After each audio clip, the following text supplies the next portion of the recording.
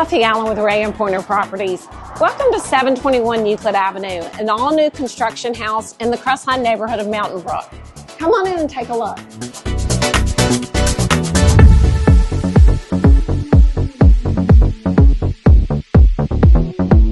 This kitchen is the definition of gourmet. You've got a side-by-side Thermador 46-inch refrigerator with 4 drawers underneath, a farm sink, a large island that seats 4, a Thermador stainless dishwasher, and a Thermador 46-inch gas range with pot filler.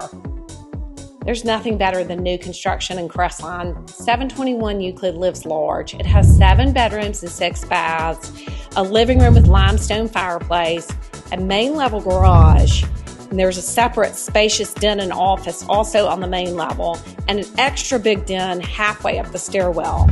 The master bedroom is on the main with a custom massive closet and a huge double shower.